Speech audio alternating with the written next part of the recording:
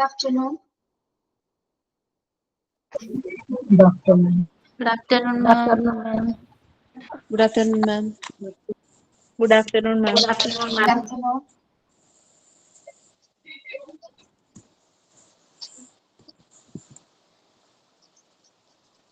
Good afternoon, ma'am. Good afternoon, ma'am.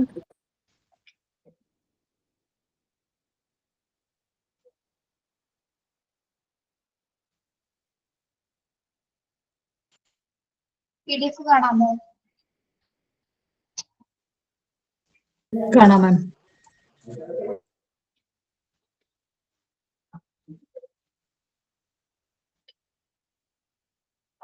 Yes. നമ്മൾ കഴിഞ്ഞ ക്ലാസ്സിൽ ഹെൽത്ത് കെയർ സിസ്റ്റം സ്റ്റാർട്ട് ചെയ്തു. ട്രഡീഷണൽ ഹെൽത്ത് കെയർ സിസ്റ്റം പറഞ്ഞിരുന്നു അല്ലേ കഴിഞ്ഞ ക്ലാസ്സിൽ? മാം ഫസ്റ്റ് പോയിന്റ് ആയുഷ് എങ്ങനെയാണ് സൂചിപ്പിക്കുന്നത്? AYUSH Ayurveda, Unani, yoga, Siddha, naturopathy, homeopathy.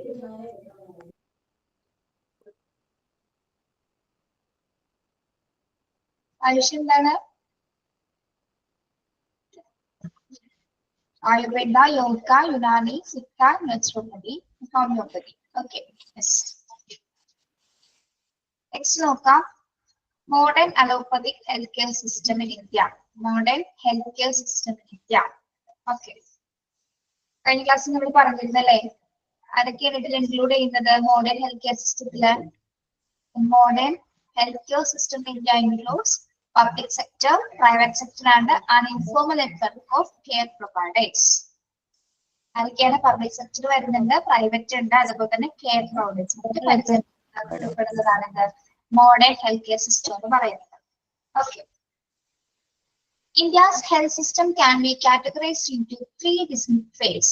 നമ്മുടെ ഇന്ത്യൻ ഹെൽത്ത് കെയർ സിസ്റ്റത്തിലെ 3 ഡിസ്ട്രിക്ട് ഫേസസിലാണ്, 3 ഘട്ടങ്ങളിലായിട്ടാണ് നമ്മൾ ഇന്ത്യൻ ഹെൽത്ത് കെയർ സിസ്റ്റത്തിനെ തരംതിരിക്കുന്നത്. അതായത് 3 ഫേസസ് വരുന്നുണ്ട്. India's health system can be categorized into 3 distinct phases. 3 ഘട്ടങ്ങൾ ഏതൊക്കെയാണത്?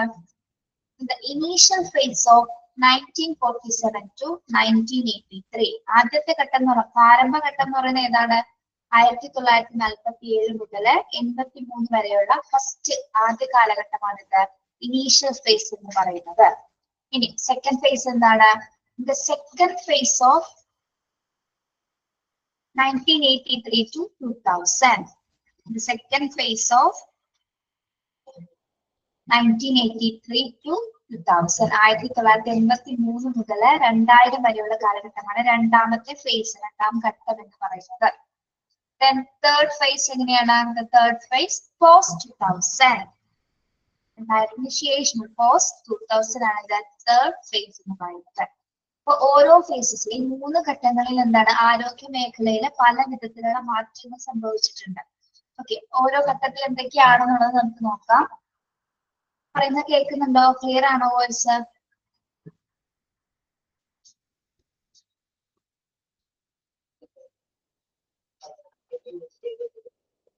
Okay, yes. In the initial phase of 1947, 1983. അപ്പൊ പ്രാരംഭ ഫേസിൽ ഇനീഷ്യൽ ഫേസിൽ എന്തൊക്കെ കാര്യങ്ങളാണ് നടന്നിരിക്കുന്നത്? Health policy was thought to be based on two broad principles. In 1947 മുതൽ 1983 വരെയുള്ള ഒരു കാലഘട്ടത്തിലാണ് ഒരു ഹെൽത്ത് പോളിസി രൂപപ്പെട്ടത്. ഹെൽത്ത് പോളിസിയുടെ ഭാഗമായിട്ട് 2 പ്രിൻസിപ്പൽസ് രൂപപ്പെട്ടിട്ടുണ്ട്. അതായത് ആരോഗ്യ പോളിസിയുടെ അല്ലെങ്കിൽ ആരോഗ്യ മേഖലയുമായി ബന്ധപ്പെട്ട 2 പ്രിൻസിപ്പിൾസ് ഇവിടെ നമ്മൾ സൂചിപ്പിക്കുന്നുണ്ട്. ഒന്നാമത്തെ പ്രിൻസിപ്പിൾ എന്താണ് പറയുന്നത്?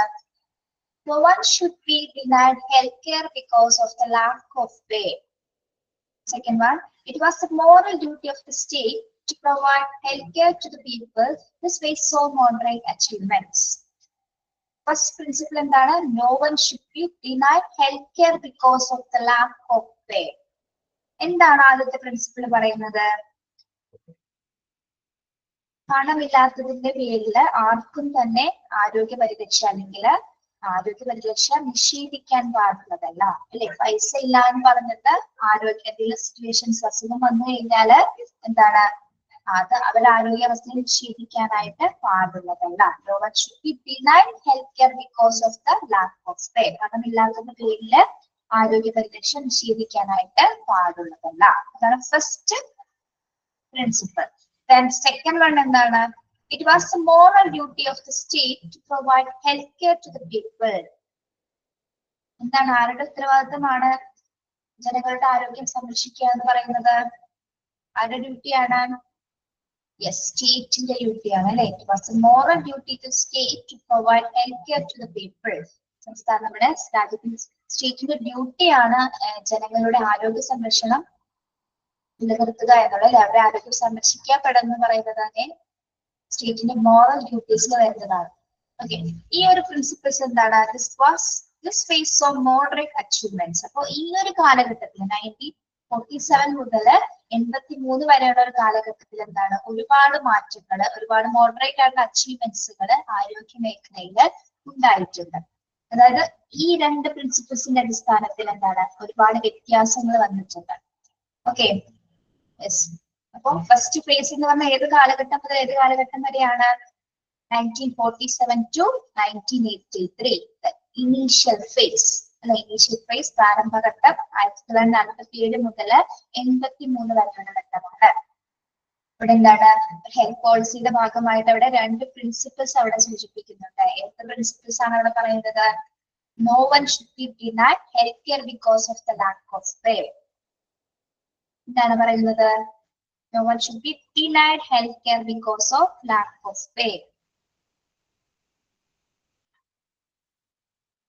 എന്താണ്, പണമില്ലാത്തതിന്റെ പേരിൽ ആർക്കും തന്നെ ആരോഗ്യ പരിരക്ഷിക്കാൻ നിഷേധിക്കാനായിട്ട് പാടുന്നതല്ല. സെക്കൻഡ് പ്രിൻസിപ്പിൾ എന്താണ്?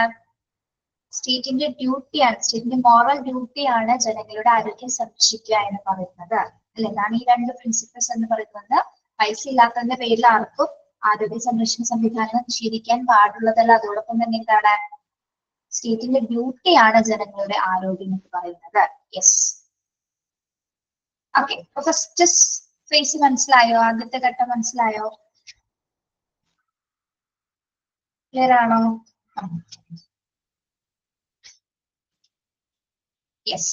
ഇനി സെക്കൻഡ് ഫേസ് എന്താണ് പറയുന്നത്? In the second phase of 1983 to 2000. രണ്ടാം ഘട്ടത്തില് 83 മുതൽ 2000 വരെയുള്ള ഒരു കാലഘട്ടമാണ്. ഇവിടെ national health policy was proclaimed for the first time 1983. 1983 ഒരു നാഷണൽ ഹെൽത്ത് പോളിസി പ്രൊക്ലൈം ചെയ്യുന്നത്. എന്താണ് പ്രൊക്ലൈം ചെയ്യുന്നത്? അതില് which pronounced clearly, അതിൽ എന്താണ് ഈ ഒരു പോളിസിയിലൂടെ നമ്മൾ അർത്ഥമാക്കുന്നത്? which pronounced clearly the needs to encourage private initiatives in healthcare service delivery. The policy also intensified the access to publicly funded primary health care, facilitating expansion of health facilities in rural areas through National Health Programs, NHPS. ഓക്കെ, അപ്പൊ 1983 എന്ത് ഒരു national health policy രൂപീകൃതമാകുന്നത്. Underline ചെയ്തതാട്ടോ text ഉള്ളവര്. എല്ലാവർക്കും text കിട്ടിയോ? നിങ്ങൾക്ക് കിട്ടാനുണ്ടായിരിക്കും.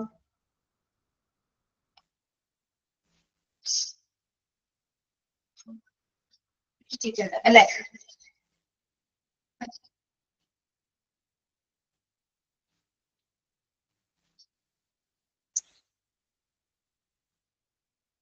ഓർഡർ കൊടുത്തിട്ടുണ്ടോ ടെക്സ്റ്റിന്?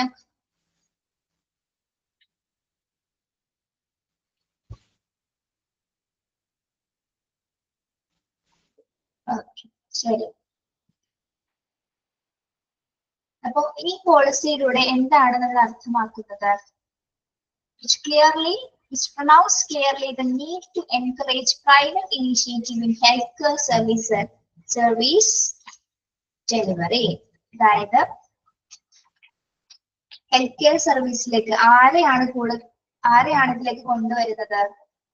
ഗവൺമെന്റ് പോളിസീസ് ആണ് അല്ലെ. ഇപ്പൊ 1983 അത് സ്റ്റേറ്റിന്റെ ഡ്യൂട്ടി ആയിരുന്നു. അതുപോലെ ആരോഗ്യ പരിരക്ഷ എന്ന് പറയുന്നത് സ്റ്റേറ്റിന്റെ ഡ്യൂട്ടി ആയിരുന്നു. പക്ഷെ ഈ ഒരു ഘട്ടം വന്നപ്പോൾ, ഈ ഒരു നാഷണൽ ഹെൽത്ത് പോളിസി ഫോം ചെയ്ത സമയത്ത് ഇവിടെ ആരെ കൊണ്ടുവരണം എന്നാണ് പറയുന്നത്? ഈ ഹെൽത്ത് കെയർ സംവിധാനത്തിലേക്ക് പ്രൈവറ്റ് ഇനീഷ്യേറ്റീവ്സിനെ. ആരാണ് പ്രൈവറ്റ് ഇനീഷ്യേറ്റീവ്സ് എന്ന് പറയുന്നത്? ആരാണ്? പ്രൈവറ്റ് സ്ഥാപനങ്ങളെയും കൂടി അല്ലെ, അതായത് ഗവൺമെന്റ് പോളിസിയുടെ കൂടെ തന്നെ പ്രൈവറ്റ് സ്ഥാപനങ്ങളെയും കൂടി നമ്മൾ ഹെൽത്ത് കെയർ ഉൾപ്പെടുത്തണമെന്നാണ് ഈ പോളിസിയിൽ അഭിപ്രായപ്പെടുന്നത്. ഓക്കെ, അതായത് എന്താണ്, ഇത്ര നാളും ആരുടെ ഡ്യൂട്ടി ആയിരുന്നു ജനങ്ങളുടെ ഹെൽത്ത് സംരക്ഷണം അല്ലെങ്കിൽ ഹെൽത്ത് ഫെസിലിറ്റീസ് ഒക്കെ നോക്കിയിരുന്നത് ആരായിരുന്നു? സ്റ്റേറ്റിന്റെ ഉത്തരവാദിത്തമായിരുന്നു അല്ലെ. 83 വരെ സ്റ്റേറ്റിന്റെ ഡ്യൂട്ടി ആയിരുന്നു ജനങ്ങളുടെ ആരോഗ്യ സംരക്ഷണം എന്ന് പറയുന്നത്. ഇനി 83 ശേഷം ഗവൺമെന്റ് എന്താണ് പ്രൈവറ്റ് സ്ഥാപനങ്ങളെ കൂടി ഹെൽത്ത് കെയർ പോളിസിയിലേക്ക് അഡോപ്റ്റ് ചെയ്യുകയുണ്ടായി. ഓക്കെ, അതായത് പ്രൈവറ്റ് ഇനീഷ്യേഷൻ, പ്രൈവറ്റ് മേഖലയിലെ സ്ഥാപനങ്ങളെ കൂടി നമ്മൾ എന്താണ് ഇതിലേക്ക് ആഡ് ചെയ്ത് അല്ലെങ്കിൽ ഇൻക്ലൂഡ് ചെയ്യപ്പെട്ടു. യെസ്, എന്തുകൊണ്ടായിരിക്കാം അങ്ങനെ പ്രൈവറ്റ് ഇനീഷ്യേറ്റീവ്സിനെ കൂടി നമ്മൾ സ്റ്റേറ്റിലേക്ക് അല്ലെങ്കിൽ ഇതിലേക്ക് ഉൾപ്പെടുത്തുന്നതിന്റെ കാരണം എന്തായിരിക്കാം? ഇക്കണോമിക്സ് പ്രോബ്ലംസ് അല്ലെ, സാമ്പത്തികമായിട്ടുള്ള എന്തെങ്കിലും തരത്തിലുള്ള പ്രോബ്ലംസ് കാരണമായിരിക്കാം. അതുകൊണ്ട് തന്നെയാണ് നമ്മൾ പ്രൈവറ്റ് ഇനീഷ്യേറ്റീവ്സിനെ കൂടിയിട്ട് ഈ മേഖലകളിലേക്ക്, ഹെൽത്ത് കെയർ മേഖലകളിലേക്ക് അവരെ ഉൾപ്പെടുത്തിയിരിക്കുന്നത്. The policy also intensified the access to publicly funded primary health care. ഇതിന്റെ ഭാഗമായിട്ട് എന്താണ്, ചെറിയ ചെറിയ പ്രൈവറ്റ് ഇനീഷ്യേറ്റീവ്സിനെ കൊണ്ടുവന്ന് വന്ന സമയത്ത് ഇതിന്റെ ഭാഗമായിട്ട് എന്ത് സംഭവിച്ചു? പ്രൈമറി ഹെൽത്ത് കെയർസ് അല്ലെ, അതായത് പബ്ലിക്കിന് ആക്സസ് ചെയ്യാൻ പറ്റുന്ന തരത്തിലുള്ള ചെറിയ പ്രൈമറി ഹെൽത്ത് സെന്റേഴ്സുകൾ രൂപീകൃതമായി. Then facilitating expansion of health facilities in rural areas through national health programs. അപ്പോൾ ഈ നാഷണൽ ഹെൽത്ത് പ്രോഗ്രാംസിന്റെ കീഴില്, അതായത് ദേശീയ ആരോഗ്യ പരിപാടിയുടെ കീഴില്, HPS അണ്ടർലൈൻ ചെയ്തു പോണേ, നാഷണൽ ഹെൽത്ത് പ്രോഗ്രാംസിന്റെ കീഴിലായിട്ട് ഏത് മേഖലയിലാണ് ഏറ്റവും കൂടുതൽ ഇമ്പോർട്ടൻസ് കൊടുത്തു കൊണ്ടുവന്നത്? റൂറൽ ഏരിയാസിൽ അല്ലെ, റൂറൽ ഏരിയാസ്, അത് ഗ്രാമപ്രദേശങ്ങളിലെ എന്താണ് ഹെൽത്ത് ഫെസിലിറ്റീസ് വിപുലീകരിക്കുവാൻ വേണ്ടിയിട്ട് നാഷണൽ ഹെൽത്ത് പ്രോഗ്രാംസ് എന്താണ് അത് ഒരുപാട് സ്വാധീനിച്ചിട്ടുണ്ട്. ഓക്കെ, അതിന്റെ കീഴിലാണ്, നാഷണൽ ഹെൽത്ത് പ്രോഗ്രാംസിന്റെ കീഴിലാണ് റൂറൽ ഏരിയാസിൽ, അതായത് ഗ്രാമപ്രദേശങ്ങളിലെ ഹെൽത്ത് ഫെസിലിറ്റീസ് നമ്മൾ ഉൾപ്പെടുത്താനായിട്ട് ആരംഭിച്ചത്. ഏത് ഘട്ടത്തിലാണ്? 1983 നാഷണൽ ഹെൽത്ത് പോളിസിയുടെ ഭാഗമായിട്ടാണ് ഇത്തരം മാറ്റങ്ങൾ സംഭവിച്ചത്. Okay, yes. അപ്പോ 1983 ഏത് ഹെൽത്ത് പോളിസിയാണ് പ്രൊക്ലൈം ചെയ്തത്? ഏത് ഹെൽത്ത് പോളിസിയാണ്? ദേശീയ ആരോഗ്യ പരിപാടി അല്ലെ, നാഷണൽ ഹെൽത്ത് പോളിസി രൂപീകൃതമായി 1983. അവിടെ എന്താണ്? യെസ്, നാഷണൽ ഹെൽത്ത് പോളിസി വന്നു. അതിനുശേഷം എന്താണ്, പ്രൈവറ്റ് ഇനീഷ്യേറ്റീവ്സ്, പ്രൈവറ്റ് സ്ഥാപനങ്ങളെ കൂടി നമ്മുടെ ഹെൽത്ത് കെയർ ഫെസിലിറ്റീസിലേക്ക് കൊണ്ടുവരാനാണ് ഈ നയം പൂർണ്ണമായിട്ട് പ്രഖ്യാപിച്ചത്. ഈ ഒരു നയം വന്നതിന് ശേഷം എന്താണ്, പ്രൈമറി ഹെൽത്ത് സെന്റേഴ്സ് കൂടുതൽ, അതായത് പബ്ലിക്കിന് ആക്സസ് ചെയ്യാൻ പറ്റുന്ന തരത്തിലുള്ള പ്രൈമറി ഹെൽത്ത് സെന്റേഴ്സ് കൂടുതൽ എന്താണ് രൂപീകൃതമാവുകയും അതോടൊപ്പം തന്നെ എന്താണ് ഗ്രാമപ്രദേശങ്ങളുടെ ഹെൽത്ത് ഫെസിലിറ്റീസ് ആര് മുഖാന്തരമാണ് ഗ്രാമപ്രദേശങ്ങളിലെ ഹെൽത്ത് ഫെസിലിറ്റീസ് വിപുലീകരിക്കപ്പെട്ടത്? നാഷണൽ ഹെൽത്ത് പ്രോഗ്രാംസിന്റെ ഭാഗമായിട്ട് അല്ലെ. യെസ്, നാഷണൽ ഹെൽത്ത് പ്രോഗ്രാംസിന്റെ ഭാഗമായിട്ട് ഗ്രാമപ്രദേശങ്ങളിലെ ഹെൽത്ത് ഫെസിലിറ്റീസ് വിപുലീകരിച്ചു. ഇതാണ് സെക്കൻഡ് ഫേസസിൽ നടന്നത്. നമ്മൾ നോക്കിക്കൊണ്ടിരിക്കുന്നത് എന്താണ്? ഹെൽത്ത് സിസ്റ്റം ക്യാൻ ബി, ഇന്ത്യയുടെ ഹെൽത്ത് സിസ്റ്റത്തിന്റെ 3 കാറ്റഗറൈസേഷൻ. അതായത് ഫസ്റ്റ് കാറ്റഗറൈസേഷൻ കഴിഞ്ഞു, പ്രാരംഭഘട്ടം കഴിഞ്ഞു. രണ്ടാം ഘട്ടമാണ് എന്താ? സെക്കൻഡ് ഫേസ്, 83 മുതൽ 2000 വരെയുള്ള കാലഘട്ടം. ഓക്കെ, അത് ക്ലിയർ ആണോ? ഒരു ക്വസ്റ്റ്യൻ വരാൻ പോകുന്നത് സെക്കൻഡ് ഫേസിൽ ഏത് തരം പോളിസിയാണ് ഫോം ചെയ്തത്, അതായിരിക്കും ക്വസ്റ്റ്യൻ വരുന്നത്. ഓക്കെ, ഇയർ പഠിക്കണം കേട്ടോ, ഇയർ നിർബന്ധമായി പഠിക്കാം. യെസ്, അടുത്ത തേർഡ് ഫേസ് ആണ്. തേർഡ് ഫേസ് എന്ന് പറയുമ്പോൾ post 2000. Witnessing a further shifted and widening of focus, the current phase addresses main issues such as public-private partnership, liberalization of insurance sector, and the government as a financier. Third ഫേസിൽ എന്താണ്? അതായത് ഈ 2000-ന് ശേഷം ഒരുപാട് മാറ്റങ്ങൾ സംഭവിച്ചു. അതായത് ഒരുപാട് മാറ്റങ്ങൾ സൃഷ്ടിച്ച ഒരു കാലഘട്ടമാണ് ആരോഗ്യ മേഖലയിലെ 3ാം ഘട്ടം എന്ന് പറയുന്നത്, തേർഡ് ഫേസ് എന്ന് പറയുന്നത്. എന്തൊക്കെ മാറ്റങ്ങളായിരുന്നു? Shifting, widening of focus, current phases addresses main issues such as ഇവിടെ പബ്ലിക് പ്രൈവറ്റ് പാർട്ട്ണർഷിപ്പ്. എന്താണ് പബ്ലിക് പ്രൈവറ്റ് പാർട്ട്ണർഷിപ്പ് എന്ന് പറയുന്നത്?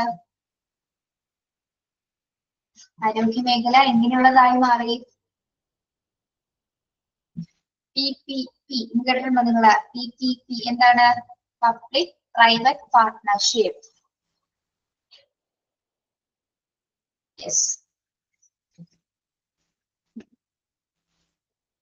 2000-ന് ശേഷം എന്താണ് ആരോഗ്യ മേഖലയിലേക്ക് ഈ പബ്ലിക് പ്രൈവറ്റ് പാർട്ട്ണർഷിപ്പ് കടന്നു വന്നത് അല്ലെ? അതായത് നമുക്കറിയാം ഈ ഒരു സമയത്താണ് ലിബറലൈസേഷൻ ഓഫ് ഇൻഷുറൻസ് സെക്ടർ. അത് പറയുമ്പോൾ നിങ്ങൾക്ക് മനസ്സിലാവും. അതായത് ഇൻഷുറൻസ് ലിബറലൈസ് ചെയ്യപ്പെട്ടത്, ഗൗരവവൽക്കരിക്കപ്പെട്ടു. എങ്ങനെയാണ്? ഈ ഒരു കാലഘട്ടത്തിലാണ് നമ്മുടെ ഇൻഷുറൻസ് കാർഡുകൾ, അതായത് ഇൻഷുറൻസിന്റെ കടന്നുവരവിന്റെ കാരണം എന്തായിരിക്കാം? എന്തുകൊണ്ടാണ് ഇൻഷുറൻസ് കവറേജ് ഹോസ്പിറ്റലിൽ കൊടുക്കാനുള്ള കാരണം? സാധാരണക്കാർക്ക് കൂടിയിട്ട് അല്ലെ? സാധാരണക്കാർക്കും കൂടിയിട്ട് എന്താണ് ആ ഒരു ചികിത്സ ലഭ്യമാകണം അല്ലെ? ഇപ്പൊ വലിയ ഹോസ്പിറ്റലിൽ വലിയ ആൾക്കാർക്ക് മാത്രം ഉള്ളതല്ല അല്ലെ? അത്യാവശ്യം സാമ്പത്തിക നിലയുള്ളവർക്ക് മാത്രമാണോ വലിയ ഹോസ്പിറ്റലിലെ പ്രൈവറ്റ് ഹോസ്പിറ്റലിലെ? അല്ല, മറ്റു സാധാരണക്കാർക്ക് എന്ത് വേണം? അവർക്ക് മാത്രത്തില് ആ ചികിത്സ ലഭിക്കണമെങ്കിൽ എന്ത് വേണം? നമുക്കറിയാം RSDY കാർഡുകളുണ്ട്. നിങ്ങൾക്ക് എല്ലാവരും കാർഡ് ഉണ്ടാവില്ല, ഇൻഷുറൻസ് കാർഡുകൾ. ഇൻഷുറൻസ് കാർഡുകൾ നമ്മൾ എന്തിനാണ് ഉപയോഗിക്കുന്നത്?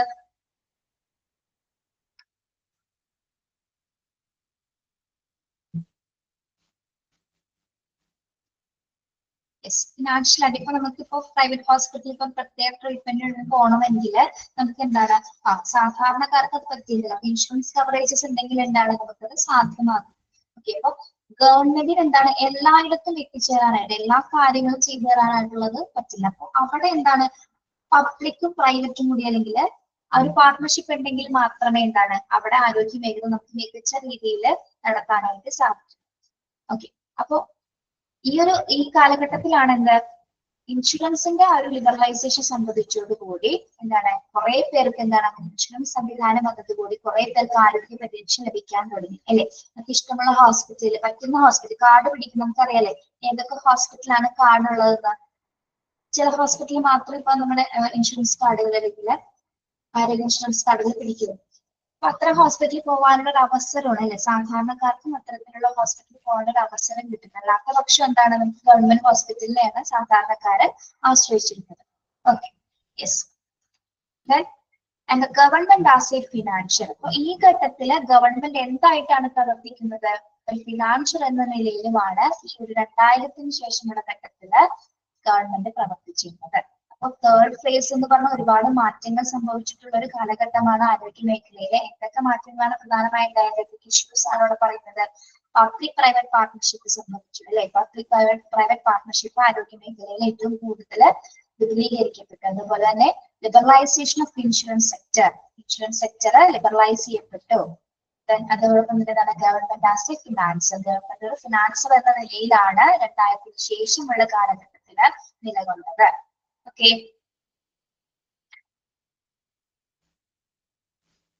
യെസ്. അപ്പൊ നമ്മുടെ ഹെൽത്ത് കെയർ സിസ്റ്റത്തിന് 3 ഫേസസ് ഉണ്ട്. ഇനീഷ്യൽ ഫേസ്, സെക്കൻഡ് ഫേസ് ആണ് തേർഡ് ഫേസ്. 3 ഘട്ടങ്ങളിലെ ഇയേഴ്സ് പഠിച്ചു വെക്കണം കേട്ടോ. ഇവിടെ നിങ്ങൾ തേർഡ് ഫേസിൽ അണ്ടർലൈൻ ചെയ്യേണ്ട ഒരു കാര്യം ലിബറലൈസേഷൻ ഓഫ് ഇൻഷുറൻസ് സെക്ടർ. അതാണ് കേട്ടോ ഇമ്പോർട്ടന്റ് ആയിട്ട് ഓർത്തിരിക്കേണ്ടത്. ലിബറലൈസേഷൻ ഓഫ് ഇൻഷുറൻസ് സെക്ടർ എന്നുള്ളത് അണ്ടർലൈൻ ചെയ്യാം ടെക്സ്റ്റ് ഉള്ളവര്.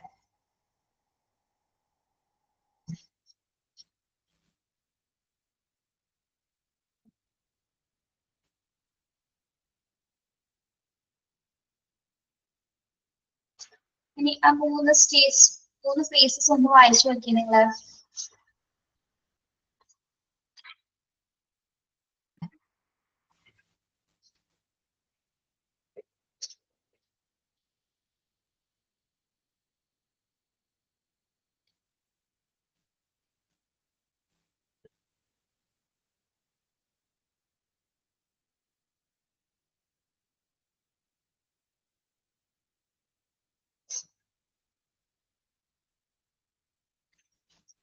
നിങ്ങളൊരു കാര്യം മനസ്സിലാക്കേണ്ടത് ഇൻഷുറൻസ് മേഖല കൂടുതൽ ശക്തി പ്രാപിച്ചതിന്റെ കാരണം എന്താണെന്ന് അറിയാമോ? ശരിക്കും പറഞ്ഞാൽ നമ്മുടെ ഗ്രാമപ്രദേശം അല്ലെ, റൂറൽ ഏരിയാസിൽ എന്താണ് ഇത്ര ഫെസിലിറ്റീസുകൾ കുറവായിരുന്നു. അങ്ങനെയുള്ളവർക്ക് എന്താണ് ഗവൺമെന്റ് ഹോസ്പിറ്റലിൽ മാത്രമാണ് അവരെ ആശ്രയിച്ചത്. പക്ഷെ എന്തെങ്കിലും പ്രത്യേക ഹെൽത്ത് കണ്ടീഷൻസ് വരുന്ന സമയത്ത് എന്താണ് മറ്റു ഹോസ്പിറ്റൽ പ്രൈവറ്റ് ഹോസ്പിറ്റൽ ആശ്രയിക്കേണ്ടതായിട്ട് വരുന്നത്. ആ ഒരു സമയത്താണ് ആ ഒരു കാലഘട്ടത്തിൽ 2000 മുമ്പുള്ള കാലഘട്ടത്തിൽ ഒരുപാട് മരണങ്ങളൊക്കെ ഉണ്ടായിട്ടുണ്ട്. അതായത് കൃത്യസമയത്ത് ചികിത്സ ലഭിക്കാതെ വന്നതിൽ പലരും മരിച്ചു പോയിട്ടുണ്ട്. ആ ഒരു കാരണത്താലൊക്കെയാണ് എന്താ ഇൻഷുറൻസ് മേഖല ഉയർന്നു വരാനൊരു സാധ്യതയായത്. അതൊക്കെയാണ് അതിന്റെ പിൻഭാഗത്തുള്ള കാരണങ്ങൾ എന്ന് പറയുന്നത്. ഏറ്റവും കൂടുതൽ നമുക്കറിയാലേ റൂറൽ ഏരിയാസിൽ അധികം ഫെസിലിറ്റീസ് കുറവാണ്. അപ്പൊ അതിന്റെയൊക്കെ ഭാഗമായിട്ടാണ് ഇൻഷുറൻസ് മേഖല കൂടുതൽ വിപുലീകരിക്കാനായിട്ട് തുടങ്ങിയത്. Okay, yes. അപ്പൊ 3 ഫേസസ് ക്ലിയർ ആണോ?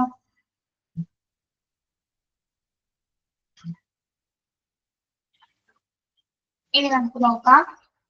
The healthcare infrastructure in rural areas been developed as 3-tier system.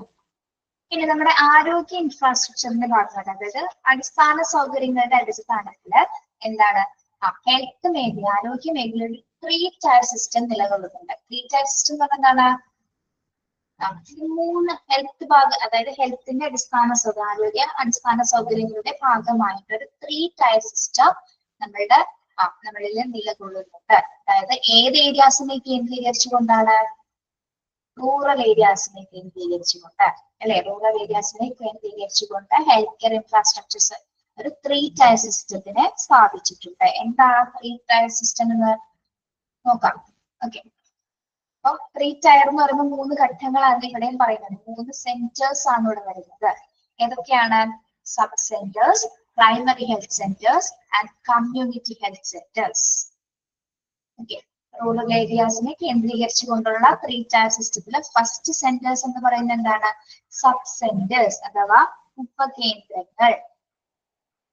In rural areas, health sub-centers make up the institutional basis of primary care.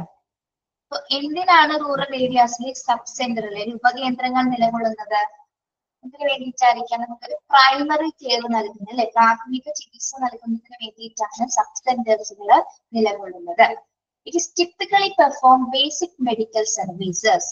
എന്തൊക്കെ സർവീസസ് ആണ് നമുക്ക് തരുന്നത്? Medical services, immunisation and referrals. അതായത് ചെറിയ medical service, ചെറിയ രീതിയിലുള്ള medical സർവീസസും അതേപോലെ തന്നെ എന്താണ് ഇമ്മ്യൂണൈസേഷൻ പ്രോസസ് എന്താണ്? കുത്തിവെപ്പുകളൊക്കെ, അല്ലെ? ചെറിയ കുത്തിവെപ്പുകൾ, കുട്ടികൾക്ക് വേണ്ടിയിട്ടുള്ള ചെറിയ കുത്തിവെപ്പുകൾ ആൻഡ് റെഫറൽസ്. മറ്റ് റെഫറൽസ് കൂടിയാണത് സബ് സെന്റേഴ്സ് കൈകാര്യം ചെയ്യുന്നത്. Medical services, immunisation and referrals ആണ് പ്രധാനമായിട്ടും സബ് സെന്റേഴ്സുകൾ നമുക്ക് വിഭാവനം ചെയ്യുന്നത്. ഓക്കെ, ഇനി സബ് സെന്റേഴ്സ് എന്ന് പറയുന്നത് എന്താണ്? യൂഷ്വലി ടെമ്പററി സ്ട്രക്ചർ ആണ്. അതൊരു താൽക്കാലിക ഘടന, അതായത് നമുക്ക് പ്രാഥമിക ചികിത്സ നൽകുന്നതിന് വേണ്ടിയിട്ടുള്ളൊരു താൽക്കാലിക ഘടനയാണ്. റൂറൽ ഗ്രാമപ്രദേശങ്ങളിലുള്ള ഒരു താൽക്കാലിക ഘടനയാണെന്ത്? ടെമ്പററി സ്ട്രക്ചർ ആണെന്ത്? സബ് സെന്റേഴ്സ് എന്ന് പറയുന്നത്. അവിടെ എത്ര വർക്കേഴ്സ് ഉണ്ടായിരിക്കും? Employee 1 or 2 care workers in most locations. അതായത് നമ്മുടെ അടുത്തൊക്കെ ആരോഗ്യ കേന്ദ്രങ്ങൾ ഉണ്ടായിരിക്കും. അതൊക്കെ എല്ലാ ദിവസവും ഓപ്പണിംഗ് ആണോ? നമ്മുടെ അടുത്തൊക്കെ ഉണ്ടാവില്ല ആരോഗ്യ പ്രൈമറി സെന്റേഴ്സ് ഒക്കെ. സബ് സെന്റേഴ്സ് ഇല്ല. ചെറിയ ആരോഗ്യ കേന്ദ്രങ്ങൾ ആരുടെ അടുത്തില്ല? ഇല്ല. ഓക്കെ, ഇത് അവിടെ 1-2 വർക്കേഴ്സ് മാത്രമേ ഉണ്ടായിരിക്കുള്ളൂ. അതായത് സബ് സെന്റേഴ്സിൽ 1-2 കെയർ വർക്കേഴ്സ് മാത്രമേ ഉണ്ടായിരിക്കുള്ളൂ. എല്ലാ ദിവസവും ഇത് ഓപ്പൺ ആയിരിക്കില്ല. ആഴ്ചയിൽ 2 ദിവസം മാത്രമാണ് ചിലപ്പോൾ ഓപ്പൺ ആയിരിക്കും. Each sub-centers is supposed to provide indispensable for up to 5,000 individuals. ഏകദേശം 5000 ഇൻഡിവിജ്വൽസിന് എന്തെങ്കിലുമാണ് നമുക്ക് അത്യാവശ്യമുള്ള പ്രാഥമിക ചികിത്സ കൊടുക്കാൻ കഴിയുന്നതാണ്. Yes, ASHA workers. For example പറയുമ്പോൾ ആശാ വർക്കേഴ്സ് വരാറില്ലേ നിങ്ങളുടെ അടുത്ത്? ആശാ വർക്കേഴ്സ് എല്ലാ ദിവസവും വന്ന് നിങ്ങളുടെ വിവരം അന്വേഷിക്കാറുണ്ട് അവർ എല്ലാ ദിവസങ്ങളിലും? ഇല്ല. വീക്കിലി അല്ലെങ്കിൽ ആഴ്ചയിൽ എപ്പോഴെങ്കിലും ഒരു ദിവസം വന്നിട്ടായിരിക്കുള്ളൂ നമ്മളോട് ഇമ്മ്യൂണൈസേഷൻ പ്രോസസ്സുമായി ബന്ധപ്പെട്ടോ അല്ലെങ്കിൽ മറ്റ് മെഡിക്കൽ സർവീസസുമായി ബന്ധപ്പെട്ട എന്തെങ്കിലും കാര്യങ്ങളൊക്കെ നമ്മളോട് പറയാറുണ്ട്. Okay, yes.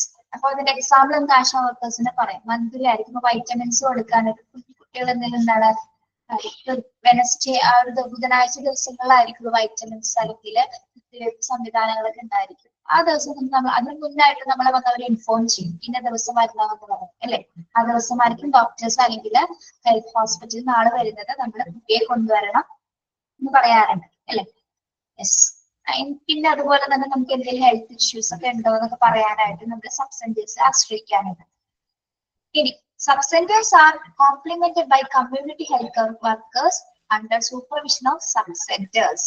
അതായത് ഇതിനെ സൂപ്പർവൈസ് ചെയ്യുന്നത് ആരാണ്? സബ് സെന്റേഴ്സിനെ സൂപ്പർവൈസ് ചെയ്യുന്നത് ആരാണ്? കമ്മ്യൂണിറ്റി ഹെൽത്ത് വർക്കേഴ്സ് ആണ്. അതായത് അതെന്താണെന്ന് പറയുന്നത് കേട്ടോ. CHSC എന്താണ് നമ്മൾ ലാസ്റ്റ് പറഞ്ഞുതരാം. ഓക്കെ, ഒന്നുകൂടി നോക്കാം. സബ് സെന്റേഴ്സ് എന്ന് പറയുന്നത് എവിടെയാണ്? റൂറൽ ഏരിയാസിലുള്ള ഹെൽത്ത് സബ് സെന്റേഴ്സുകളാണ്. അതായത് നമുക്കൊരു ബേസിക് പ്രൈമറി കെയർസ് നൽകുന്നതിന് വേണ്ടിയിട്ടാണ് സബ് സെന്റേഴ്സ് നിലകൊള്ളുന്നത്. ഇതൊരു typically perform basic medical services, immunization and reference. എന്തൊക്കെ കാര്യങ്ങളാണ് ഇത് പെർഫോം ചെയ്യുന്നത്? അത്യാവശ്യത്തിനുള്ള മെഡിക്കൽ സർവീസസ് അല്ലെങ്കിൽ ഇമ്മ്യൂണൈസേഷൻ പ്രോസസ്, ഇത്തരം കാര്യങ്ങളാണ് സബ് സെന്റേഴ്സ് കൈകാര്യം ചെയ്യുന്നത്. Sub centres are usually temporary structure. ഇതൊരു താൽക്കാലിക ഘടനയാണ് അല്ലെ. എല്ലാ ദിവസവും നിലകൊള്ളുന്ന ഒരു താൽക്കാലികമായിട്ട് നിലകൊള്ളുന്ന ഒരു സംഘടന അല്ലെങ്കിൽ സെന്റേഴ്സ് ആണ് സബ് സെന്റേഴ്സ് എന്ന് പറയുന്നത്. അതുകൊണ്ട് തന്നെയാണ് ഇത് ടെമ്പററി സ്ട്രക്ചർ ആണെന്ന് പറയുന്നത്.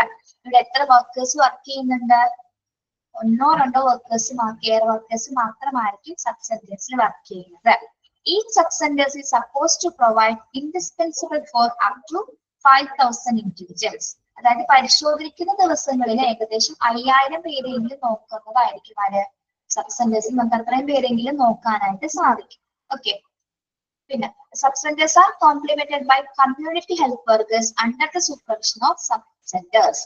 കമ്മ്യൂണിറ്റി ഹെൽത്ത് വർക്കേഴ്സിന്റെ സൂപ്പർവിഷൻ പ്രകാരമാണ് സബ് സെന്റേഴ്സ് വർക്ക് ചെയ്യുന്നത്. ഓക്കെ, മനസ്സിലായോ? സബ് സെന്ററുകൾ എന്താണെന്ന്, ഉപകേന്ദ്രങ്ങൾ എന്താണെന്ന്?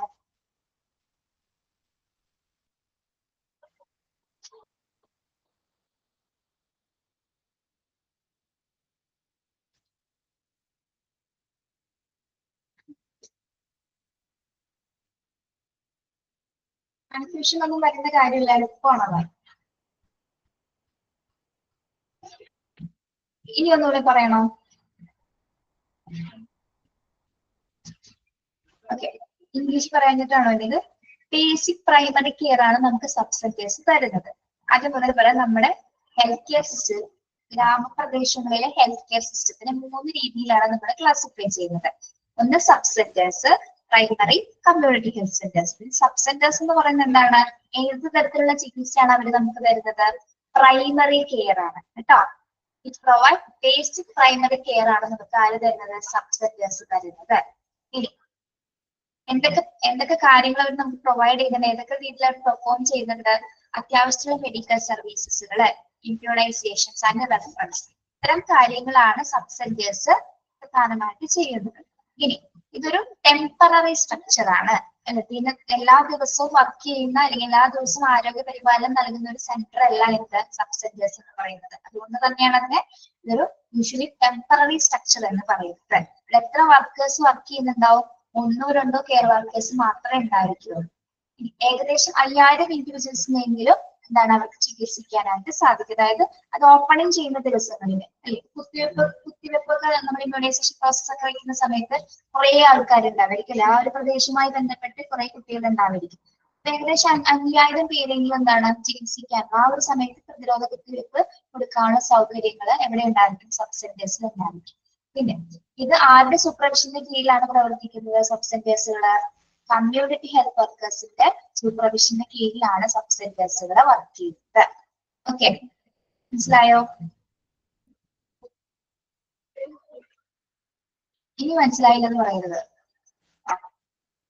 അടുത്തത് എന്താണ്? അടുത്ത സ്ട്രക്ചർ എന്ന് പറയുന്നത് primary health centres, PHC, primary health centres. PHC are usually small, about 5 beds, 1-2 qualified doctors and 40 paramedics and supporting staff. PHC is typically a referral unit for a sub-center cluster of about 6. The primary health care center caring in charge of 6 sub-center each. In addition to outpatient treatment, most PHC facilitate inpatient treatment with 4 to 6 beds as per the plan PHC serve 30,000 people. എന്താണ് PHC? Primary health centres. നിങ്ങളുടെ അടുത്തുണ്ടല്ലോ primary health സെന്ററുകള്. Health centres ഇല്ലേ നിങ്ങളുടെ തൊട്ടടുത്ത വീടിനടുത്ത് തന്നെയായിട്ട്? പോയിട്ടുണ്ടാവരുണ്ടാവും അല്ലെ? Okay, എന്താണത്? PHC are usually small. അതും ഒരു ചെറിയൊരു ഹെൽത്ത് സംഘടനയാണ് അല്ലെ? ചെറിയൊരു പ്രാഥമിക സംഘടനയാണ് എന്താ പ്രൈമറി ഹെൽത്ത് സെന്റേഴ്സ് എന്ന് പറയുന്നത്. ഏകദേശം ഒരു 5 ബെഡ്സോ അല്ലെങ്കിൽ 1-2 ക്വാളിഫൈഡ് ഡോക്ടേഴ്സോ അല്ലെങ്കിൽ 14 പാരാമെഡിക്സ് ആൻഡ് സപ്പോർട്ടിംഗ് സ്റ്റാഫുകൾ മാത്രമായിരിക്കുള്ളൂ PHC ഉണ്ടാവുന്നത്. Okay, PHC is a typically referral unit for sub-center cluster of about 6. എന്താണ് PHC എന്ന് പറയുന്നത്?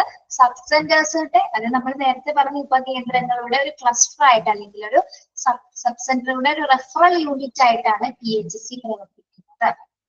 Okay, yes, cluster about 6. ഏകദേശം 6 സബ് സെന്റേഴ്സിന്റെ റെഫറൽസ് ആയിട്ട് അല്ലെങ്കിൽ 6 സബ് സെന്ററുകളുടെ മെയിൻ ഹെഡ് അല്ലെങ്കിൽ പ്രധാന കാര്യങ്ങളൊക്കെ ചെയ്യുന്നതിന് വേണ്ടിയിട്ട് ഈ പ്രൈമറി ഹെൽത്ത് സെന്റേഴ്സിനെയാണ് 6 ഉപകേന്ദ്രങ്ങൾ, 6 സബ് സെന്റേഴ്സുകൾ എന്താണ് അവരുടെ സപ്പോർട്ട് അനുസരിച്ച് അവരുടെ കെയർ അല്ലെങ്കിൽ അവരുടെ സൂപ്പർവിഷന്റെ കീഴിലാണ് സബ് സെന്റേഴ്സുകൾ വർക്ക് ചെയ്യുന്നത്. ഓക്കെ, 6 സബ് സെന്റേഴ്സ് കേട്ടോ. 6 സബ് സെന്റേഴ്സുകൾ PHCയുടെ കീഴിലാണ് വർക്ക് ചെയ്യുന്നത്. Primary health care centre are in charge of 6 sub centres. ഇനി ഈ പ്രൈമറി ഹെൽത്ത് സെന്റേഴ്സിന് എന്തുണ്ട്? ഇൻചാർജസ് ഉണ്ട്. ആരുടെ ഇൻചാർജസ്?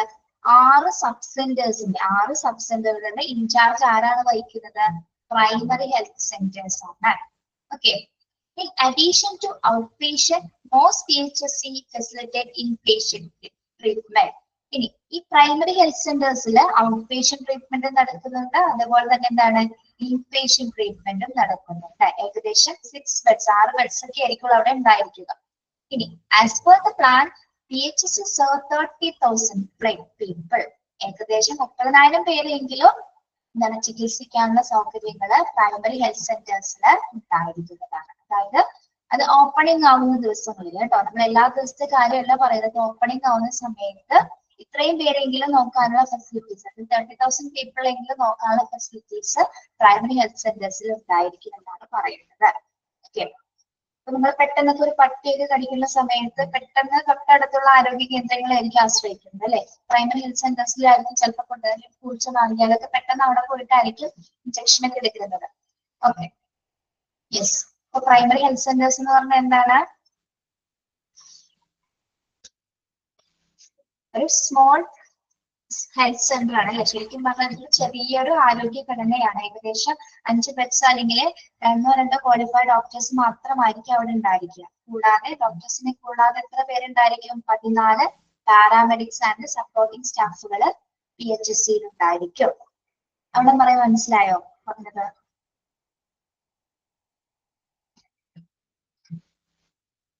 ഉറങ്ങുകയാണോ എല്ലാവരും ഇരുന്ന്? ഉറങ്ങിപ്പോയല്ലോ കേട്ടോ. Okay. PHC is typically a referral unit for a sub-center cluster about 6. അതായത് സബ് സെന്റേഴ്സിന്റെ ഒരു റെഫറൽ യൂണിറ്റ് ആയിട്ട് അല്ലെങ്കിൽ ആ ഒരു ക്ലസ്റ്റർ ആയിട്ട് പ്രവർത്തിക്കുന്നതാണ് PHC എന്ന് പറയുന്നത്. അതോടൊപ്പം തന്നെ എന്താണ് 6 സബ് സെന്ററുകളുടെ സൂപ്പർവിഷൻ ചെയ്യുന്നതും ആരാണ്? അല്ലെങ്കിൽ ഇൻചാർജ് വഹിക്കുന്നത് primary health സെന്ററുകളായിരിക്കും. PHC ആയിരിക്കുള്ളൂ sub സെന്റേഴ്സിന്റെ in-charges വഹിക്കുന്നത്. ഓക്കെ, ഇനി ഇവിടെ ഏതൊക്കെ തരത്തിലുള്ള ചികിത്സകളുണ്ട്? ഔട്ട് പേഷ്യന്റ് ട്രീറ്റ്മെന്റ് ഉണ്ട്, അതുപോലെ തന്നെ എന്താണ് ഇൻപേഷ്യന്റ് ട്രീറ്റ്മെന്റും ഇവിടെ നടത്തപ്പെടുന്നുണ്ട്. ഏകദേശം ഒരു 4 to 6 ബെഡ്സ് എങ്കിലും അവിടെ ഉണ്ടായിരിക്കും. ഏകദേശം എന്താണ് as per the plan PHC serve 30,000 people. ഏകദേശം 30,000 പേരെങ്കിലും സെർവ് ചെയ്യാനായിട്ട് പ്രൈമറി ഹെൽത്ത് സെന്റേഴ്സിന് സാധിക്കും.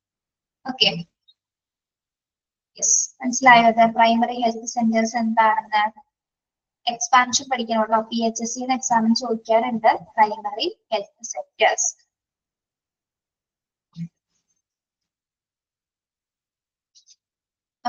ക്ലിയർ ആണോ?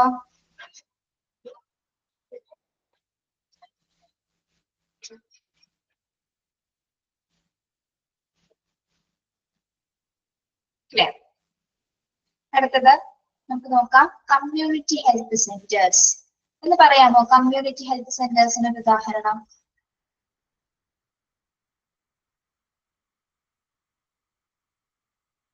സബ് സെന്റേഴ്സിന് ഉദാഹരണങ്ങള്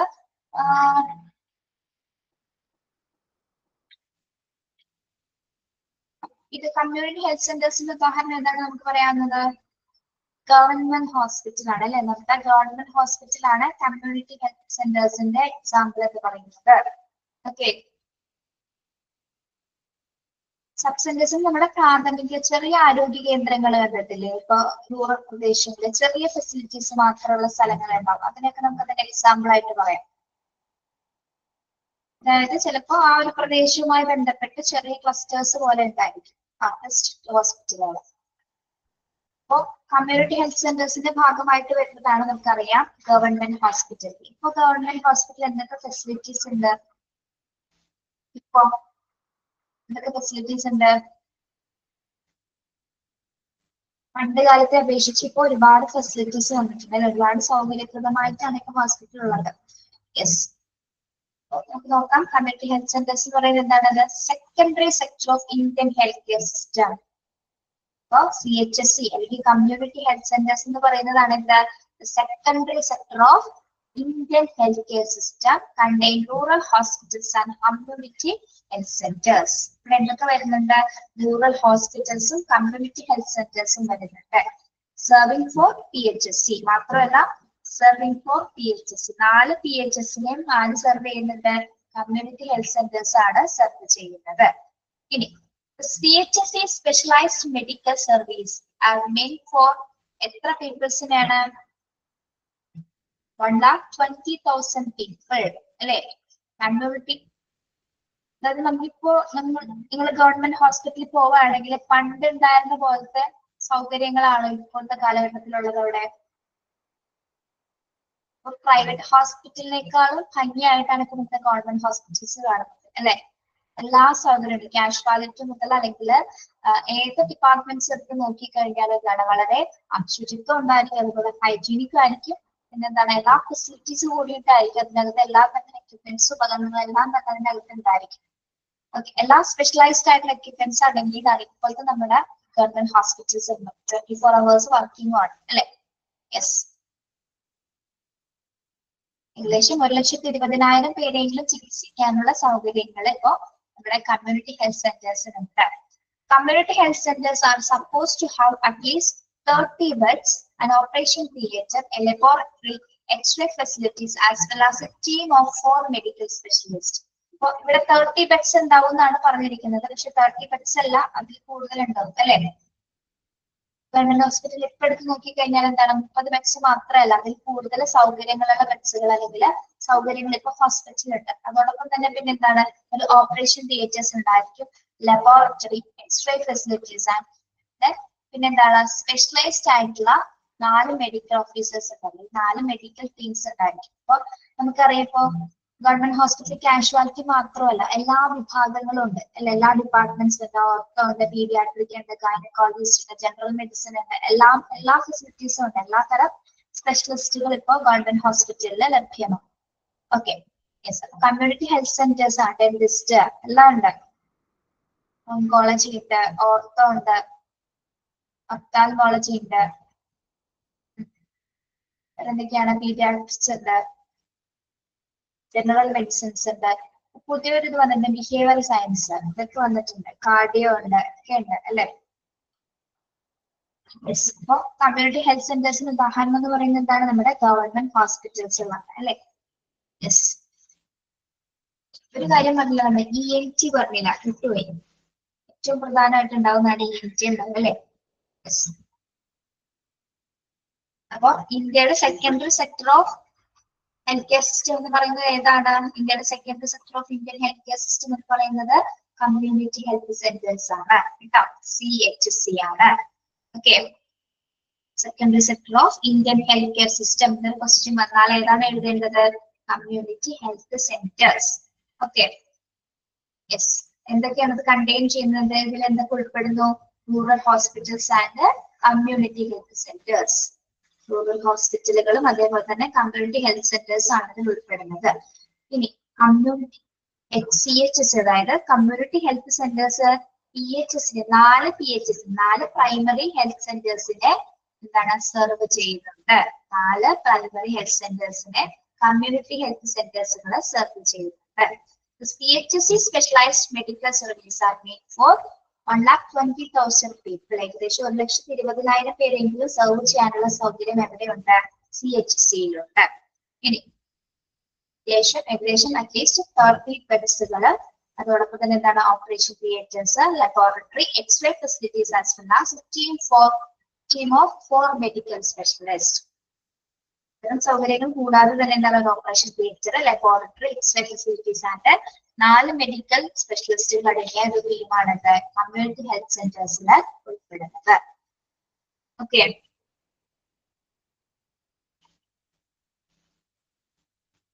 ഇതിന്റെ ഉദാഹരണം അറിയാലോ, നമ്മുടെ താലൂക്ക് ഹോസ്പിറ്റലുകൾ.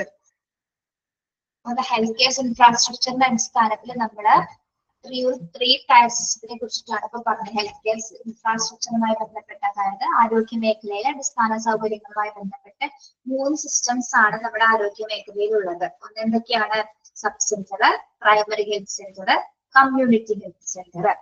ഓക്കെ, സബ് സെന്റേഴ്സിന്റെ പ്രത്യേകത എന്താണ്? സബ് സെന്റേഴ്സ്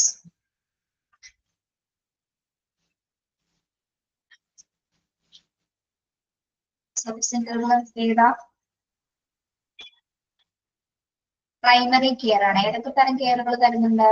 എന്തൊക്കെ കാര്യങ്ങൾ പെർഫോം ചെയ്യുന്നുണ്ട്? Medical services, immunisation and references. Okay, എത്രത്തോളം എംപ്ലോയീസ് ഇവിടെ വർക്ക് ചെയ്യുന്നുണ്ട്? സബ് സെന്റേഴ്സിൽ എത്രത്തോളം എംപ്ലോയീസ് വർക്ക് ചെയ്യുന്നുണ്ട്? 1-2 വർക്കേഴ്സ് മാത്രമായിരിക്കും ഉണ്ടായിരിക്കും. എത്രത്തോളം ഇൻഡിവിജ്വൽസിന് നമുക്ക് ഇവിടെ കെയർ കൊടുക്കാനായിട്ട് സാധിക്കും?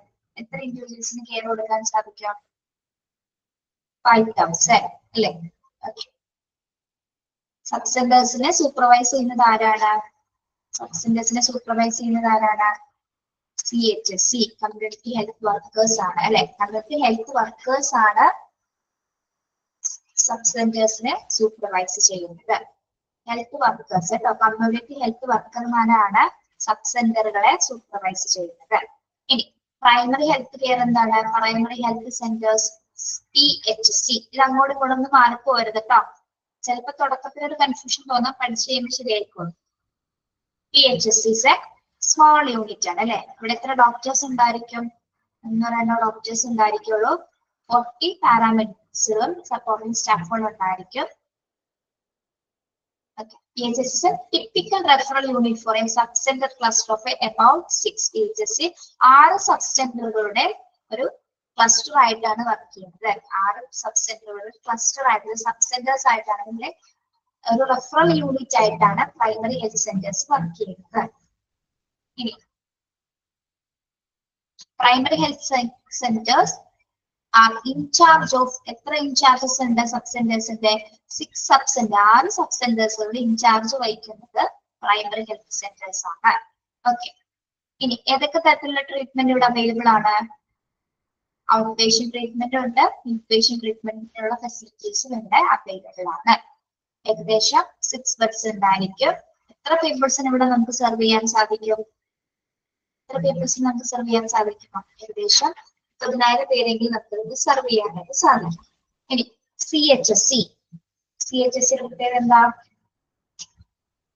Secondary sector of Indian health care system, community health centres അല്ലെ? ഏതൊക്കെ വരുന്നുണ്ട്? Rural hospitals and community health centres. Community health centres എത്ര പ്രൈമറി ഹെൽത്ത് സെന്റേഴ്സിനെയാണ് സെർവ് ചെയ്യുന്നത്? 4 അല്ലെ? 4 പ്രൈമറി ഹെൽത്ത് സെന്റേഴ്സിനെ കമ്മ്യൂണിറ്റി ഹെൽത്ത് സെന്റേഴ്സ് സെർവ് ചെയ്യുന്നുണ്ട്. CHSC specialised medical services are made for എത്ര പേർക്ക് ചികിത്സ കൊടുക്കുന്നുണ്ട്? 1,20,000 പേർക്കെങ്കിലും ചികിത്സ കൊടുക്കുന്നു. ഇനി ഇതിന്റെ പ്രത്യേകത എന്തൊക്കെയാണ്? ഏതൊക്കെ തരത്തിലുള്ള facilities CHSCയിലുണ്ട്? At least 30 beds, operation theatre, laboratory, extra facilities, as well as a team for 4 medical specialists. Okay. Yes, clear? 3 centers.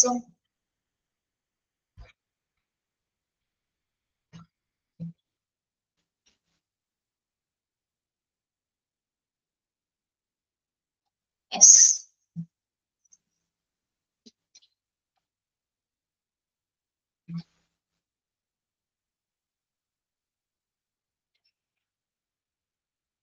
Just ഒന്ന് പറയുന്നുള്ളൂ കേട്ടോ, ബാക്കി എക്സ്പ്ലനേഷൻസ് അടുത്ത ക്ലാസ്സിൽ തരാം.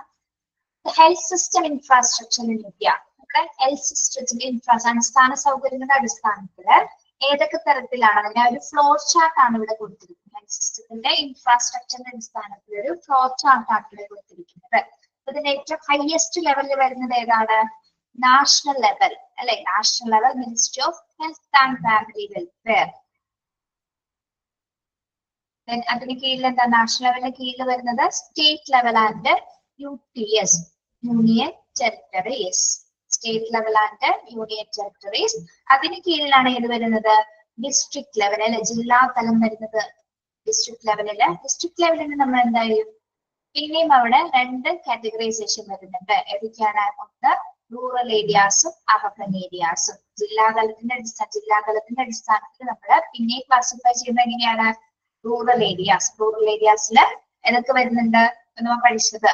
റൂറൽ ഏരിയാസിന്റെ കീഴിൽ വരുന്നതാണ് CHSC, EHSC and sub centres. കണ്ടോ? ഓക്കെ. ഇനി അർബൻ ഏരിയാസിൽ എന്തൊക്കെയാ വരുന്നത്? Hospitals and dispensaries. അർബൻ പ്രദേശങ്ങൾ അല്ലെങ്കിൽ എന്താണ് അർബൻ ഏരിയാസ് എന്ന് പറയുന്നത്? എന്താണ്? നഗര പ്രദേശങ്ങൾ. അവിടെ എന്തൊക്കെ വരുന്നുണ്ട്? ഹോസ്പിറ്റൽസ് ആൻഡ് ഡിസ്പെൻസറീസ് ആണ് അർബൻ ഏരിയാസിൽ വരുന്നത്. നമ്മുടെ ഹെൽത്ത് കെയർ സിസ്റ്റത്തിന്റെ ഒരു ഇൻഫ്രാസ്ട്രക്ചറിന്റെ ഒരു സ്ട്രക്ചറിന്റെ ഫ്ലോ ചാർട്ട് ആണ് ഇവിടെ കാണിച്ചിരിക്കുന്നത്. അത് ഓരോന്ന് എക്സ്പ്ലെയിൻ ചെയ്ത് പറയാനുണ്ട്. യെസ്. ഇതിന്റെ ഹയസ്റ്റ് പൊസിഷൻ എന്ന് പറയുമ്പോൾ ഏതായിരിക്കും? ഹയസ്റ്റ് പൊസിഷൻ ഹെൽത്ത് കെയർ ഇൻഫ്രാസ്ട്രക്ചറിന്റെ ഹയസ്റ്റ് പൊസിഷൻ എന്ന് പറയുന്നത് ഏതാണ്?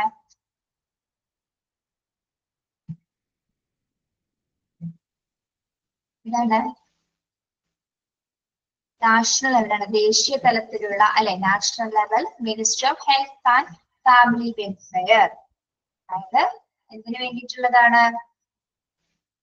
അതായത് നമ്മുടെ ഹെൽത്ത് സിസ്റ്റത്തിന്റെ രൂപഘടനയാണ് ഈ കൊടുത്തിരിക്കുന്നത്. ശ്രദ്ധിക്കുക, ഹെൽത്ത് സിസ്റ്റത്തിന്റെ രൂപഘടനയാണ് ഇവിടെ കൊടുത്തിരിക്കുന്നത്. യെസ്. അതിന്റെ ഏറ്റവും ഹയസ്റ്റ് പൊസിഷൻ എന്ന് പറയുന്നത് നാഷണൽ ലെവലാണ്. ദേശീയ തലത്തിലാണ് പ്രധാനമായിട്ട് ഹെൽത്ത് വെൽഫെയറുമായി ബന്ധപ്പെട്ട, അതായത് കുടുംബാരോഗ്യവും അല്ലെങ്കിൽ ministry of health and family വെൽഫെയറിൽ ഉൾപ്പെടുന്നത്. അതായത് ഏറ്റവും ടോപ്പ് ലെവൽ അല്ലെ? നമുക്ക് ഇതിന് പറയാം ഏറ്റവും ടോപ്പ് ലെവലിലാണ്. അതായത് നമ്മുടെ എല്ലാ ഹെൽത്തിന്റെ, അതായത് എല്ലാ ജില്ലാ തലത്തിലും അല്ലെങ്കിൽ ഏറ്റവും താഴ്ന്ന തലത്തിൽ വരെയുള്ള എല്ലാ കാര്യങ്ങളും കൺട്രോൾ ചെയ്യുന്നത് ആരാണ്? National level minister of health and family welfare ആണ്. ബാക്കിയുള്ള എല്ലാ ആരോഗ്യ കേന്ദ്രങ്ങളിലേക്കും ഇൻഫർമേഷൻസ് കൊടുക്കുന്നത്. ഇതിന് ഏറ്റവും top highest level of health care infrastructure എന്ന് നമുക്ക് ഇതിനെ സൂചിപ്പിക്കാം. ഓക്കെ. അതിന് കീഴിൽ എന്താണ് വരുന്നത്? State level and union territories. അതായത് നാഷണൽ ലെവലിന്റെ കീഴിൽ വരുന്നതാണ് സ്റ്റേറ്റ് ലെവൽ എന്ന് പറയുന്നത്. അപ്പൊ നമ്മുടെ സ്റ്റേറ്റ് എന്ന് പറഞ്ഞാൽ ഏകദേശം 28 സംസ്ഥാനങ്ങളും എത്ര യൂണിയൻ ടെറിട്ടറീസ് ഉണ്ട്? നമുക്ക് എത്ര യൂണിയൻ ടെറിട്ടറീസ് ഉണ്ട്? 9 അല്ലെ? UTs means union territories. Yes. 9 കേന്ദ്ര ഭരണ പ്രദേശങ്ങളുണ്ട്. അപ്പൊ ഇവിടെ എല്ലാത്തിനെയും കൂടി, അതായത് ഈ പ്രദേശങ്ങളിലൊക്കെയും ഹെൽത്ത് ഡിപ്പാർട്ട്മെന്റ് പ്രവർത്തിക്കുന്നുണ്ട്. സ്റ്റേറ്റ് ലെവലിന്റെ കീഴിൽ, അതായത് സ്റ്റേറ്റ് ഹെൽത്ത് ഇൻഫ്രാസ്ട്രക്ചറിന്റെ അടിസ്ഥാനത്തിലാണ് ഇവിടെ എന്ത് പ്രവർത്തിക്കുന്നത്? ആരോഗ്യ മേഖലകള് പ്രവർത്തിക്കുന്നത്. ഓക്കെ. യെസ്. അതിന് കീഴിൽ എന്താ വരുന്നത്? District level. ഡിസ്ട്രിക്ട് ലെവലിൽ എന്തൊക്കെ വരുന്നുണ്ട്? നമ്മുടെ 14 ജില്ലകളും വരുന്നുണ്ട് അല്ലെ? 14 ജില്ലകളുടെ ആരോഗ്യവും ഡിസ്ട്രിക്ട് ലെവലിന്റെ കീഴിലാണ് വരുന്നത്. അതിൽ 2 ഏരിയാസ് വരുന്നുണ്ട്, റൂറലും വരുന്നുണ്ട്, അർബനും വരുന്നുണ്ട്. ഓക്കെ. അതായത് 14 ജില്ലകളിലും ആരോഗ്യ ഡിപ്പാർട്ട്മെന്റ്സിലുണ്ട്, ഹെൽത്ത് ഡിപ്പാർട്ട്മെന്റ്സിലുണ്ട്. അതൊക്കെ കൈകാര്യം ആരാണ്? District level of health and infrastructure ആണ് അത് കൈകാര്യം ചെയ്യുന്നത്. അപ്പോൾ റൂറൽ ഏരിയാസിലെ CHSC, EHSC and sub centres. അതായത് നമ്മുടെ താലൂക്ക് ഹോസ്പിറ്റലിലേക്ക് കാര്യങ്ങൾ നിയന്ത്രിക്കുന്നത് ആരാണ്? ഡിസ്ട്രിക്ട് ലെവലിലുള്ള മിനിസ്ട്രി ആയിരിക്കുള്ളൂ നമ്മുടെ താലൂക്ക് ഹോസ്പിറ്റലിന്റെ ഡിപ്പാർട്ട്മെന്റ് അല്ലെങ്കിൽ ആരോഗ്യപരമായിട്ട് എല്ലാ കാര്യങ്ങളും നിയന്ത്രിക്കും. ഇനി അതോടൊപ്പം തന്നെ എന്താണ് ഡിസ്ട്രിക്ട് ലെവലിൽ തന്നെയാണ് അർബൻ ഏരിയാസിലെ ആരോഗ്യ മേഖലയിലെ എല്ലാ പ്രവർത്തനങ്ങളും നിയന്ത്രിക്കുന്നത്, അതായത് ഹോസ്പിറ്റൽസ് ആൻഡ് ഡിസ്പെൻസറീസ്. ഓക്കെ, ഇതാണ് നമ്മുടെ ഹെൽത്ത് ഇൻഫ്രാസ്ട്രക്ചർ, അതായത് ഹെൽത്ത് സിസ്റ്റത്തിന്റെ ഒരു രൂപഘടന. ഹെൽത്ത് ഇൻഫ്രാസ്ട്രക്ചറിന്റെ രൂപഘടന എന്ന് പറയുന്നത് ഇതാണ്. ഫസ്റ്റ് വരുന്നത് national level, state level and union territories, district level. District ലെവലിന്റെ കീഴില് rural areas and urban areas. Rural ഏരിയാസിന് എന്തൊക്കെ വരുന്നുണ്ട്? CHSC, PHSC and sub centres. Urban ഏരിയാസിന് ഹോസ്പിറ്റൽ ആൻഡ് ഡിസ്പെൻസറീസ്. ഓക്കെ, നിങ്ങൾ ഒരു എക്സാമ്പിൾ ഒന്ന് എഴുതി വെച്ചോളൂ. ഈ നാഷണൽ ലെവൽ ഓഫ് മിനിസ്ട്രിയിൽ വരുന്നത് ഇതിന്റെ എക്സാമ്പിൾ ഒന്ന് നോട്ട് ചെയ്തോളൂ.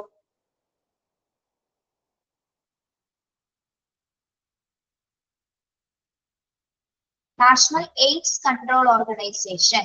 National AIDS control organisation. ഒരുപാട് ഓർഗനൈസേഷൻസ് വരുന്നുണ്ട്. ഏകദേശം ഒരു 2 എക്സാമ്പിൾ പറഞ്ഞു തന്നെയാണ് കേട്ടോ. എന്താണ്? National AIDS control organisation. National AIDS control organisation. NACO എന്നാണ് അതിന്റെ ഷോർട്ട് ഫോം വരുന്നത്. NACO, national AIDS control organisation. എഴുതിയോ? എയ്ഡ്സ് അല്ല, എയ്ഡ്സ്, AIDS. ക്യാപിറ്റൽ എഴുതണേ. എയ്ഡ്സ് ആണ്, എയ്ഡ്സ്. ക്യാപിറ്റൽ ലെറ്റേഴ്സിൽ എഴുതണേ. National AIDS control organisation. അടുത്തൊരു എക്സാമ്പിൾ ആണ്, നാഷണൽ ലെവൽ മിനിസ്ട്രിയിൽ വരുന്ന എക്സാമ്പിൾ ആണ് national programme four prevention and national program for prevention and control of cancer,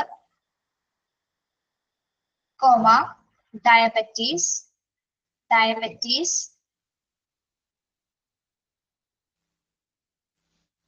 cardiovascular, CARDIO,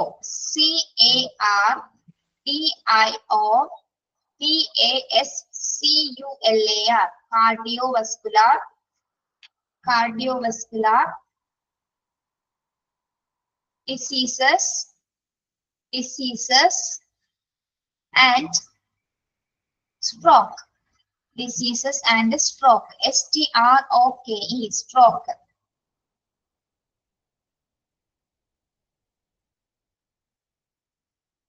അതുകൂടി പറയാം. National programme for prevention and control of cancer, diabetes, cardiovascular diseases and stroke. ഇതിന്റെ short form ആണ് NPCDCS.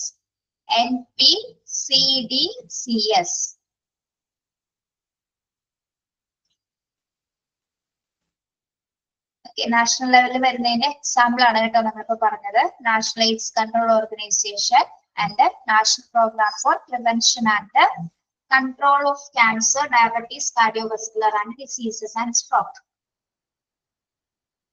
Important അല്ല, നിങ്ങൾ അറിഞ്ഞിരിക്കാൻ വേണ്ടി പറഞ്ഞു തന്നതാണ് കേട്ടോ examples. National AIDS control organisation ആദ്യത്തേത്. സെക്കൻഡ് വൺ എന്താണ്? National programme for prevention and control of cancer, diabetes, cardiovascular diseases and stroke. Okay. Yes. അടുത്ത ഭാഗങ്ങളുടെ ടെക്സ്റ്റ് ഉള്ളവർ നന്നായിട്ട് ഒന്ന് പഠിക്കുക കേട്ടോ. Thank you. നെക്സ്റ്റ് ക്ലാസ്സിനെ കുറിച്ച് ചോദിക്കാം കേട്ടോ തുടങ്ങുമ്പോൾ തന്നെ.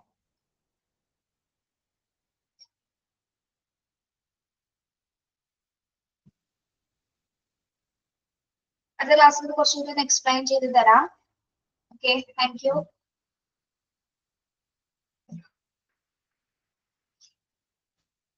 ഏതാണോ ഷഹല എന്താ ചോദിക്കുന്നേ?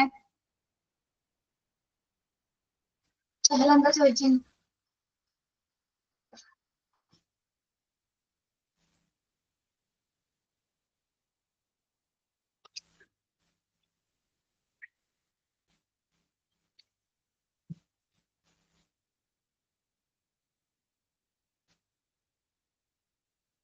സിമ്പിൾ ആയിട്ടൊന്ന് പറഞ്ഞില്ലേ? എന്താണ് ഷഹല?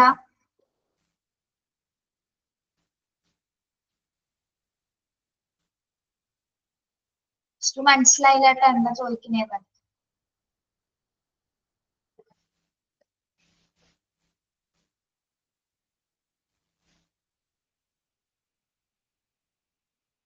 ഓക്കെ,